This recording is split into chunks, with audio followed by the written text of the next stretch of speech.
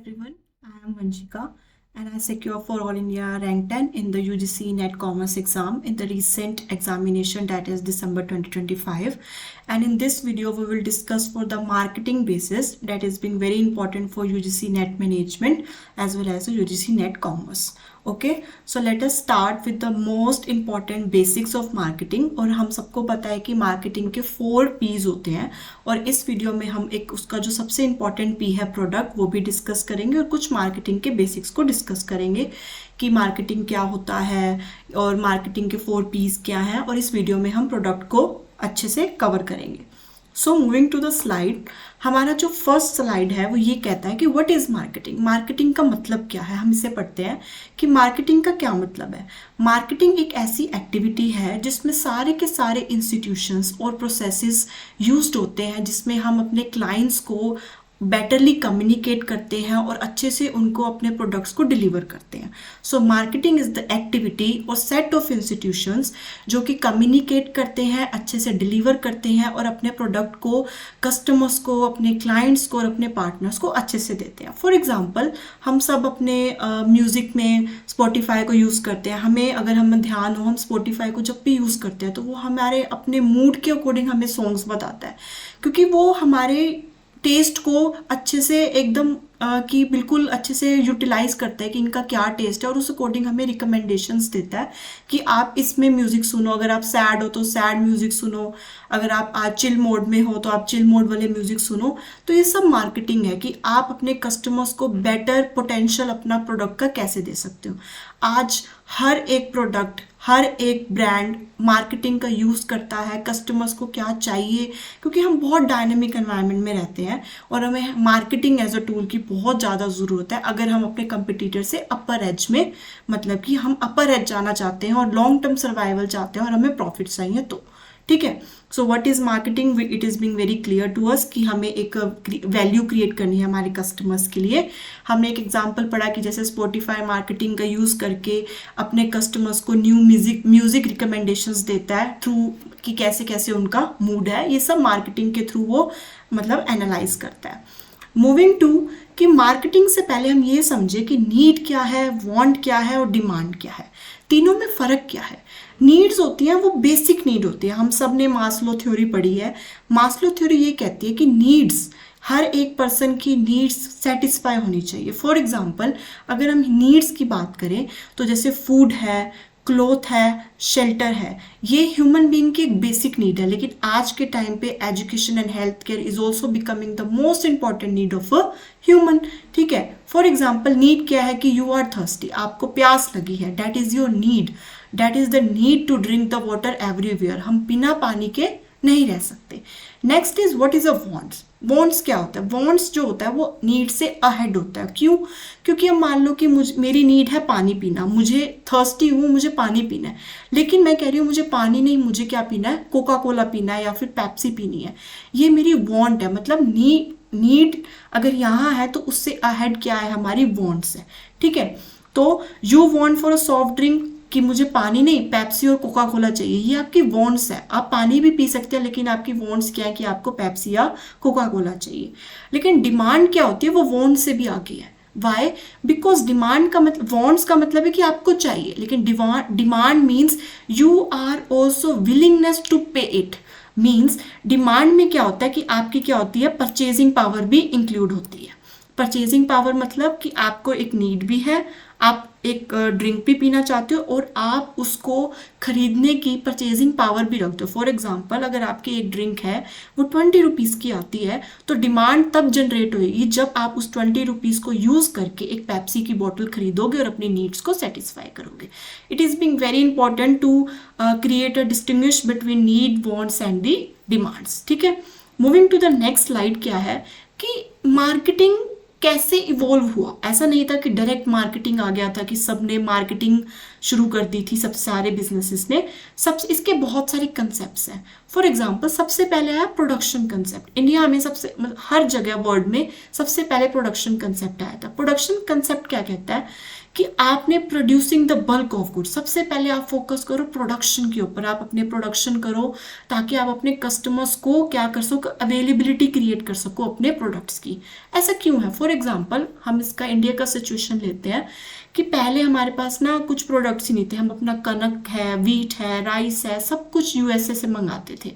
तो हमने क्या किया, हमारी गवर्नमेंट ने सोचा कि नहीं, हमें प्रोडक्शन करनी है, क्योंकि हम किसी और पर डिपेंडेंट नहीं होना चाहते, हमें खुद का प्रोडक्शन चाहिए था। इसलिए हमने PL 480 प्रोग्राम स्टार्ट किया, जिसने फोकस किया कि हमें प्रोडक्शन करना है एग्रीकल्चर प्रोडक्ट्स का, ताकि हमें US बेस्ड कंट्रीज के ऊपर बिल्कुल भी डिपेंडेंट नहीं करना चाहिए, डिपेंडेंट ना रहे हम। So production concept is being focuses on producing bulk of goods, ताकि हम अपने कस्टमर्स को अपने प्रोडक्ट्स को मतलब उनको अवेलेबल करा सके। तो it majorly focuses on the availability of the products. Second is, अब देखो प्रोडक्शन होता गया, सब कुछ प्रोड्यूस होने लग गया। अब फॉर एग्जांपल मैंने फॉर एग्जांपल एक बॉटल प्रोड्यूस करी और आप भी एक बॉटल प्रोड्यूस कर रहे हो, तो फिर दोनों में अलग क्या, कोई भी कस्टमर कहीं भी जा सकता है। लेकिन फिर प्रोडक्ट कंसेप्ट आया जिसने कहा कि सिर्फ प्रोड्यूस करना ही आपका एम नहीं होना चाहिए, आपका एक क्वालिटी ऑफ प्रोडक्ट भी एक एम होना चाहिए जो आप अपने कस्टमर्स को दो, that is the providing the quality of products. फिर एक कंसेप्ट आया कि नहीं, सिर्फ प्रोडक्शन पे फोकस नहीं करना, क्वालिटी ऑफ प्रोडक्ट्स पे भी फोकस करना है। And next is selling concept. अब सेलिंग कंसेप्ट क्या कहता है कि आपने प्रोडक्शन करी, ठीक है, गुड, आपने प्रोडक्ट्स अच्छे बना लिए, वेरी गुड, लेकिन अब आपके ये प्रोडक्ट्स आपके कस्टमर्स तक भी जाने चाहिए। तो आप क्या करते हैं, बहुत सारे सेल्स एजेंट्स को लगाते हैं और उन्हें कहते हैं कि आप हमारे प्रोडक्ट्स को प्रमोट करो। That is a selling concept, कि आप अपने प्रोडक्ट्स को हर जगह जाके बेचो और अपने कस्टमर्स को अवेयर करवाएं कि yes, that is the new product has been in the market. ये था सेलिंग कंसेप्ट। अब थोड़ा सा ये मिलता जुलता है मार्केटिंग से, लेकिन मार्केटिंग बहुत अलग कंसेप्ट है when we compare it with the selling concept। क्यों? क्योंकि मार्केटिंग ये कहता है कि जब आपका एक प्रोडक्ट बन गया ना, तो आपको सेलिंग करने की जरूरत ही नहीं है, क्योंकि आपका प्रोडक्ट इतना अच्छा होता है कि वो खुद बिकता है। फॉर एग्जाम्पल नाइकी के शूज़ हैं, ठीक है, नाइकी के शूज़ के वो never see any kind of agents of Nike's who are selling the shoes door to door services. Why? Because उसका ब्रांड ही इतना अच्छा है कि वो खुद ही क्या है, एक बेटर कम्युनिकेशन और डिलीवरिंग देता है और इतनी अच्छी ऑफरिंग्स देता है इन टर्म्स ऑफ शूज़ कि वो अपने आप सेल हो जाता है। That is the power of marketing. ठीक है, तो ये बहुत बड़ा फर्क है हमारा मार्केटिंग कंसेप्ट में और दी सेलिंग कंसेप्ट में। ठीक है, सो हमने मार्केटिंग पढ़ लिया, सेलिंग कर लिया कि हम अपने कस्टमर्स को मतलब कि मोटिवेट करते हैं थ्रू द इवेंट्स या फिर through the coupons, through the discounts, कि आप हमारे प्रोडक्ट्स को खरीदें। मार्केटिंग कंसेप्ट क्या कहता है कि हमने पढ़ा कि कम्युनिकेट वेल करता है वो।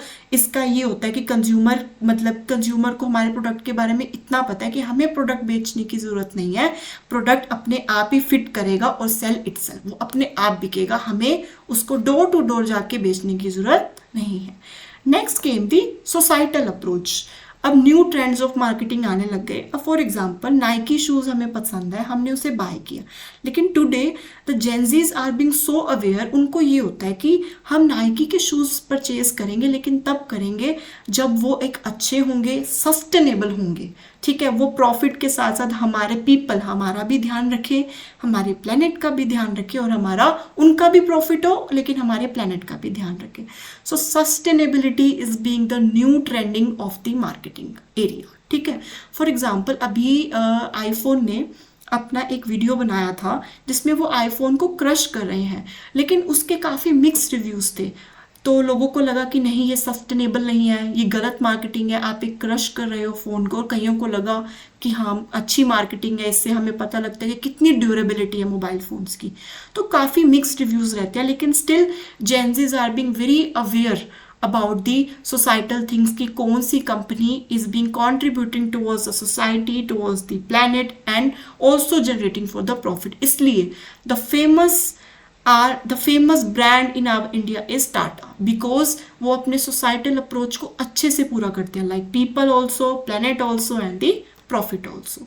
The next approach is the holistic approach. उसमें सारे एफर्ट्स आते हैं मार्केटिंग के। फॉर एग्जाम्पल सोसाइटी भी आएगी कि एथिक्स एंड एनवायरनमेंट को प्रोटेक्ट करेंगे, CSR गाइडलाइंस को भी फॉलो करेंगे। CSR मतलब कॉर्पोरेट सोशल रिस्पॉन्सिबिलिटी है हर कंपनी की कि वो सोसाइटी की तरफ कुछ ना कुछ कंट्रीब्यूट करेंगे, which includes for people, planet and the profit. Next is internal, कि एक कंपनी है वो सिर्फ प्रॉफिट नहीं, वो अपने एम्प्लॉयज़ का भी ध्यान रखती है और अपने एम्प्लॉयज़ को एज अ पार्टनर समझती है और उनको हैरेस नहीं करती और एक्सप्लॉइट नहीं करती। इसका best example Tata and Google है। हम everyone wants to be work in a Google company. Why? Because their internal approach is being very nice, because they are being very nice towards the employees. They treat people like the partners, not just a kind of employees. Okay. Relationship, हमारे relationships बहुत अच्छे होने चाहिए company के, एक अगर वो Excel करना चाहती है। फॉर एग्जांपल वो आफ्टर सेल सर्विसेज प्रोवाइड करें, सप्लायर्स के साथ अच्छा रिलेशन मेंटेन करे, एक ट्रस्ट मेंटेन करे, ट्रांसपेरेंसी मेंटेन करे। नेक्स्ट इज इंटीग्रेशन, आपके सारे के सारे डिपार्टमेंट्स एक दूसरे के साथ इंटीग्रेट होने चाहिए, एक कॉपरेशन होना चाहिए आपके लिए अगर आपको अपनी मार्केटिंग के अच्छे रिजल्ट चाहिए। फॉर एग्जाम्पल परचेज डिपार्टमेंट और फाइनेंस डिपार्टमेंट, सेल्स डिपार्टमेंट, जितने भी डिपार्टमेंट है, किसी के भी बीच में कोई कन्फ्यूजन नहीं होने चाहिए। सो हमने पढ़ लिया कि कैसे कैसे मार्केटिंग इवॉल्व हुई, कि पहले प्रोडक्शन कंसेप्ट आया, then the came the product concept, then the selling concept, then the marketing concept and then the societal concept. और होलिस्टिक अप्रोच आज का हमारा एक बहुत बड़ा न्यू ट्रेंड है मार्केटिंग का। Okay, then moving to the most important thing, that is the 4 P's of the marketing. 4 P's बहुत इंपॉर्टेंट है मार्केटिंग के। सबसे पहले मार्केटिंग किसकी करनी है, आपने कैसे करना है, सब कुछ 4 P's पे डिपेंड है कि आपका प्रोडक्ट क्या होगा, आपका उसका प्राइस क्या होगा, आप उसको प्रमोट कैसे करोगे और आप उसे प्लेस कहाँ करोगे, कि आप उसको कहाँ बेचोगे। मार्केटिंग करने के लिए आपके ये 4 डिसीजंस बिल्कुल कंप्लीटली एक्यूरेट होने चाहिए और बिल्कुल कंक्रीट भी होने चाहिए, चेंजेस नहीं होने चाहिए। इतने चेंजेस हुए but according to the market. In a market today, market is the king where the consumers plays a most important role. ठीक है, तो ये 4 P's हमें अच्छे से अंडरस्टैंड करनी है, जिसमें सबसे ज़्यादा क्वेश्चन यूजीसी नेट मैनेजमेंट और कॉमर्स में आते हैं। सो 4 P's में हम सबसे पहले करेंगे प्रोडक्ट मिक्स। ठीक है, कि प्रोडक्ट मिक्स क्या होता है। सबसे पहले सिंपल है, प्रोडक्ट्स क्या होते हैं। प्रोडक्ट्स वो होते हैं जिन आर मेनली जो टेंजिबल थिंग्स। फॉर एग्जांपल आप कहीं भी गए, आप कोई भी कंपनी में गए और आप उसके प्रोडक्ट्स खरीद रहे हैं, आप उसे हाथ लगा सकते हैं। These are the tangible items. So products are the tangible items.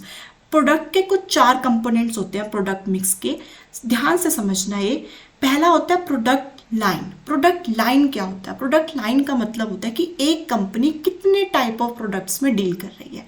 इसमें एक बेस्ट एग्जांपल है कि फॉर एग्जांपल नेस्ले है, वो मिल्क बेस्ड प्रोडक्ट्स में भी डील करती है, like milk made, food milk made, like Nestle milk made में करती है, जैसे वो कॉफ़ी देते हैं।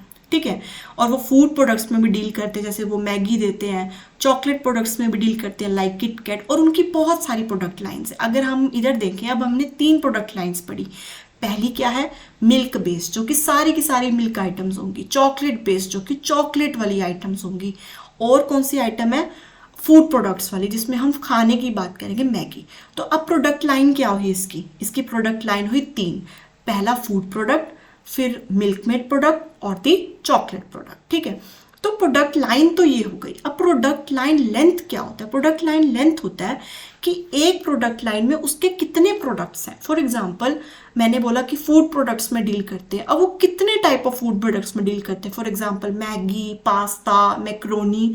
फॉर एग्जांपल मैंने कहा कि फूड प्रोडक्ट्स में नेस्ले की 3 चीज़ें आती हैं, मैगी, पास्ता एंड मैक्रोनी। तो उसकी वो प्रोडक्ट लाइन लेंथ हो गई।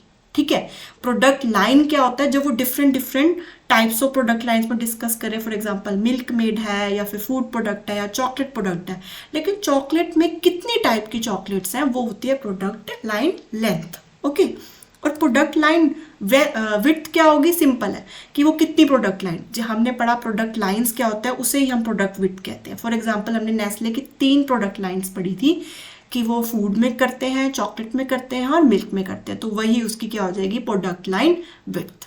तो क्लियर है सबको कि विड्थ क्या होता है और लेंथ क्या होता है? विड्थ होता है कि कितने टाइप्स में डील कर रहे हैं, कितने टाइप्स में। फॉर एग्जांपल मिल्क में, फूड में, या फिर चॉकलेट में। लेकिन चॉकलेट में कितने टाइप की चॉकलेट्स हैं, जैसे कि मतलब कि डार्क चॉकलेट है, मिल्क वाली चॉकलेट है, या फिर वाइट चॉकलेट है, कितने टाइप की चॉकलेट्स हैं, वो होती है product line. Product width is the product line, और जो प्रॉपर उसके कितने प्रोडक्ट्स हैं प्रोडक्ट लाइन के, उससे हम कहते हैं प्रोडक्ट लेंथ। अगर मैं उसके डेप्थ में चली जाऊँ, फॉर एग्जाम्पल मैंने बोला कि प्रॉपर मतलब प्रोडक्ट लाइन डेप्थ होता है अच्छे से डिस्कस करना। फॉर एग्जाम्पल चॉकलेट है, वो एक प्रोडक्ट लाइन लेंथ हो गई, ठीक है। और चॉकलेट में अगर मैं बात करूँ किटकैट है, कैडबरी है, ऑफकोर्स नेस्ले की कैडबरी नहीं है, लेकिन स्टिल हम इसमें एग्जांपल लेते हैं कि किटकैट है, कैडबरी है, लेकिन कैडबरी में भी कितने साइजेस हैं, कितने फ्लेवर्स हैं। अगर मैं और डीपली उसको डिस्कस करूँ तो वो हो जाती है product line depth.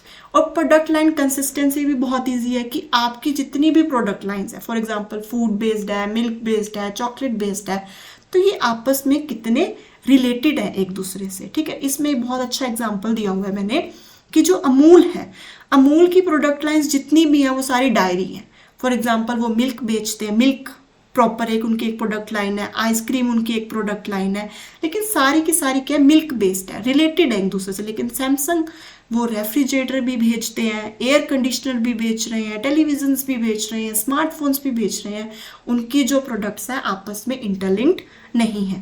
That is the product line consistency. Amul की प्रोडक्ट लाइन कंसिस्टेंसी ज़्यादा है कंपेयर टू दी सैमसंग, ठीक है। तो ये हमारा हो गया कि प्रोडक्ट के कितने टाइप ऑफ कंपोनेंट्स होते हैं। हमने लेंथ पढ़ी, विड्थ पढ़ी, और उसके डेप्थ क्या होती है वो भी पढ़ लिया, और कंसिस्टेंसी क्या होती है वो भी पढ़ लिया।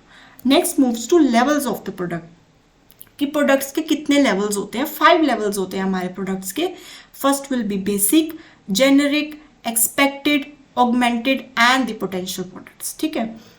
तो हम सबसे पहले बेसिक प्रोडक्ट पढ़ते हैं। सिंपल है, बेसिक क्या होता है कि आप क्या एक्सपेक्ट करते हो कि आपको ये प्रोडक्ट क्या देगा, क्या बेनिफिट देगा। फॉर एग्जांपल आप रेस्टोरेंट में गए, आपने देखा कि हाँ, अब रेस्टोरेंट से आप क्या एक्सपेक्ट करोगे कि वो आपको फूड ऑफर करेगा, बस इतना ही आप एक्सपेक्ट करते हो कि आप एक रेस्टोरेंट में गए तो आप खाना खाने जाओगे और वो आपको एक टेस्टी फूड देगा। That is the basic product है। जेनरिक प्रोडक्ट क्या होता है, generic product is like for example आप कोई ब्रांड की कोई चीज़ लेते हैं, ठीक है। हमने मान लो ब्रांड की मेडिसिन ली, ठीक है, जैसे सिप्ला, हमने ब्रांड की एक मेडिसिन ली, और एक सिप्ला के उसके ही मुकाबले में एक और मेडिसिन है जिसे हम बी का नाम देते हैं, तो उनका सेम इंग्रेडिएंट है, सब कुछ सेम है, लेकिन उसकी ब्रांडिंग नहीं है, ठीक है। वो सब कुछ सेम दे रहा है जो सिप्ला की एक मेडिसिन दे रही है, लेकिन उसकी ब्रांडिंग नहीं है, तो हम उससे क्या बोलते हैं, एक जेनरिक प्रोडक्ट होता है। वो सेम बेनिफिट्स देता है, बेसिक प्रोडक्ट की तरह सेम बेनिफिट्स देता है, लेकिन वो क्या होता है, एक अनब्रांडेड होता है, ठीक है। अब क्या है एक्सपेक्टेड प्रोडक्ट। एक्सपेक्टेड प्रोडक्ट का मतलब क्या है कि फॉर एग्जांपल आप एक 5 स्टार होटल में गए, आप देखो 2 स्टार होटल में जा रहे हो, तो आप क्या एक्सपेक्ट करोगे कि हाँ वहाँ के वॉशरूम्स थोड़े अच्छे नहीं होंगे, बेडरूम्स थोड़े छोटे होंगे। लेकिन अगर आप 5 स्टार होटल्स में जा रहे हो तो आपकी एक्सपेक्टेशंस बहुत ज़्यादा होती हैं कस्टमर्स की, कि वहाँ पे अच्छे बेड्स होंगे, बालकनीज होंगी, बफे होगा। तो एक्सपेक्टेशंस कंज्यूमर्स के हमें मेट करनी होती है। स्पेशली तब हमें एक्सपेक्टेशन कब मेट करनी होती है, जब आपका जो ब्रांड है वो बहुत ज़्यादा रेपुटेशन में बढ़ चुका है। सो एक्सपेक्टेड प्रोडक्ट मतलब what an consumer expect from the particular product.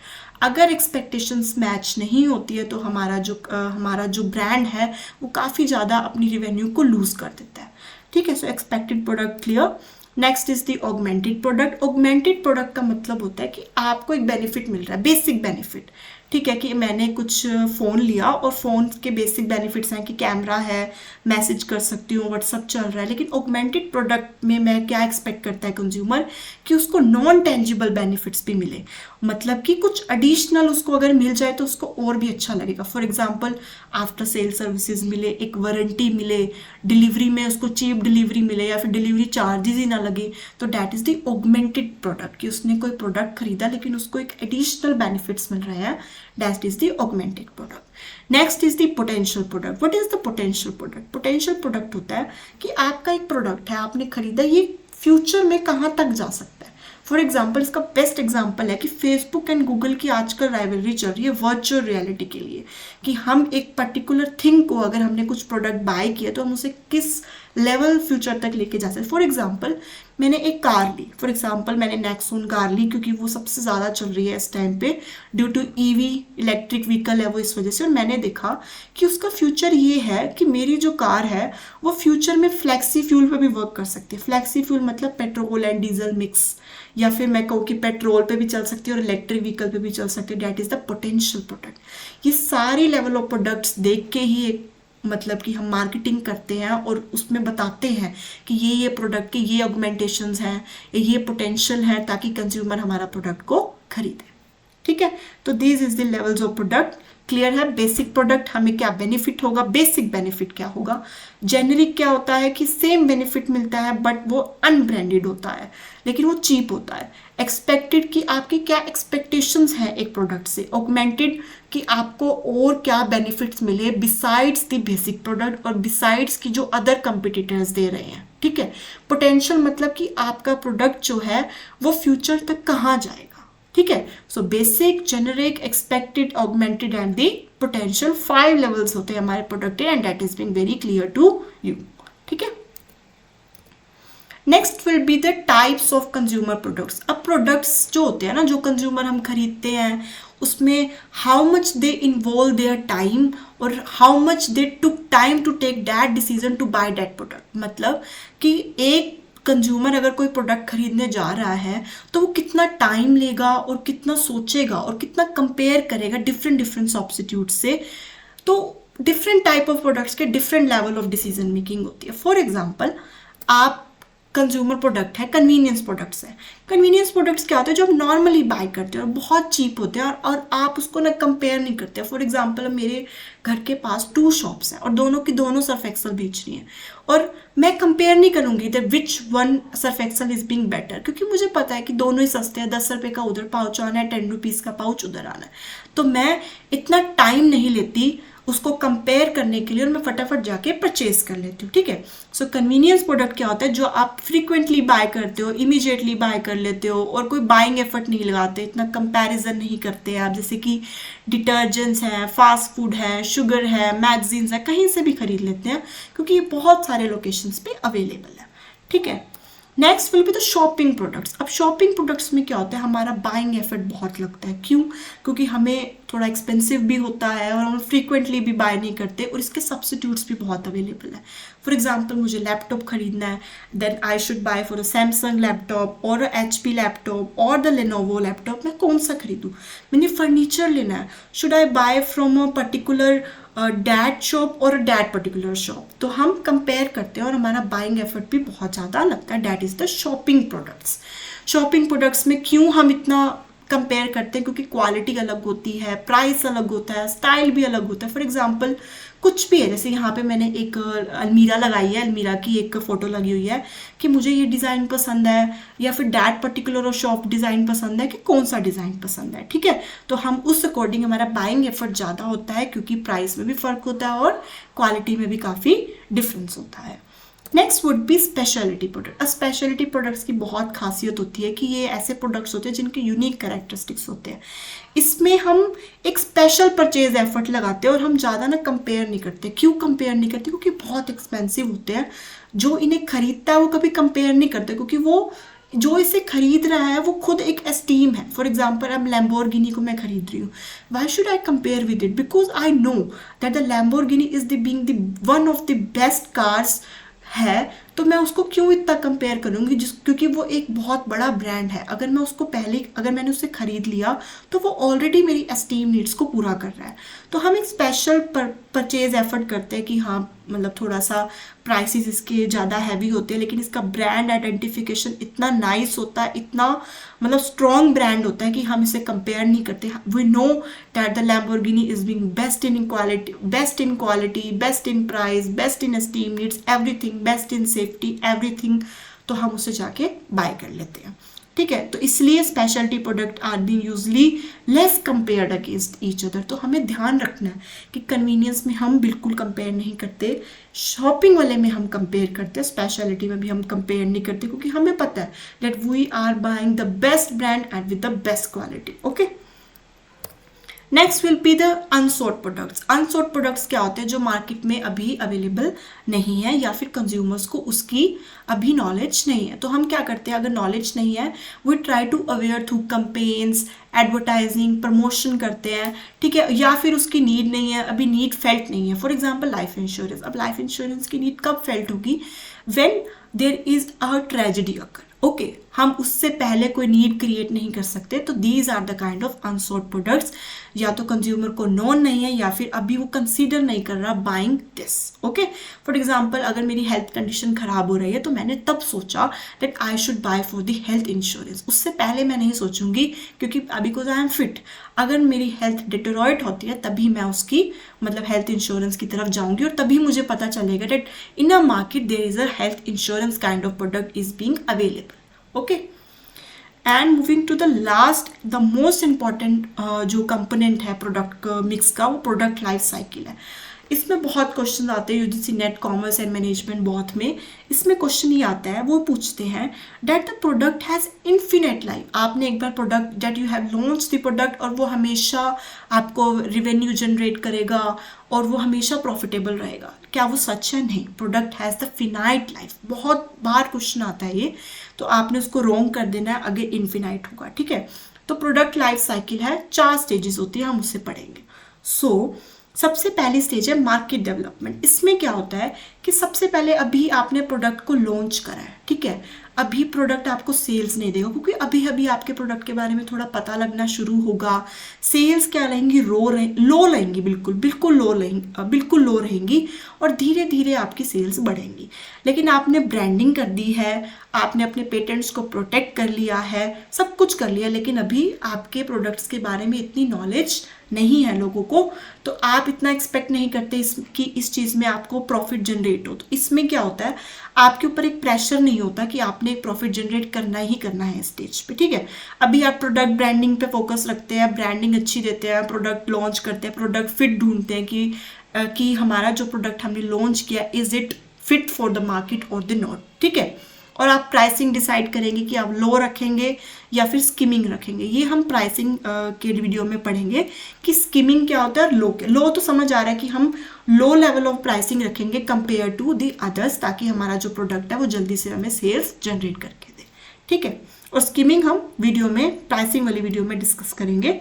तो this first will be the market development. अब नेक्स्ट आता है मार्केट ग्रोथ। अब आपका प्रोडक्ट फिट हो गया है, डिमांड जनरेट होने लग गई है, क्वालिटी मेंटेन्ड है, जो आपने प्राइसिंग सोची वो भी सही है, जिसकी वजह से आपकी डिमांड जनरेट होने लग गई, और डिस्ट्रीब्यूशन चैनल्स भी हैं, वो भी डिमांड आपकी इंक्रीज कर रहे हैं। फॉर एग्जांपल मैंने दिल्ली एनसीआर में अपने प्रोडक्ट को लॉन्च कर दिया, प्रमोशन भी अच्छा हो गया, इस टाइम पे आपकी सेल्स, रिवेन्यू एंड ग्रोथ और दी मतलब everything, the profit is being high shooting. इसलिए हम इसे क्या कहते हैं, टेक ऑफ स्टेज, क्योंकि ये सबसे ज़्यादा लाइक टेक ऑफ मतलब कि बहुत ज़्यादा आपका अपर कर्व जाता है। अभी हम कर्व भी देखेंगे कैसे जाता है, और इसमें आपको highest level of profits generate होते हैं। Next would be market maturity. अब क्या होता है कि लोगों का, the people have change the taste और द प्रेफरेंसेस। ठीक है, और डायनेमिक एनवायरनमेंट है तो चेंजेस बहुत आ रही है। तो इसमें क्या होता है, आपकी सेल थोड़ी गिरनी शुरू हो जाती है, नेगेटिव नहीं है, गिरनी शुरू हो जाती है, लॉसेस भी नहीं है, लेकिन प्रॉफिट्स डिक्लाइन होना शुरू हो जाते हैं। तो आप क्या क्या कर सकते हो, आप प्रोडक्ट फीचर्स थोड़ा सा प्रोडक्ट में चेंजेस लाओ क्योंकि एनवायरनमेंट चेंज हो रहा है।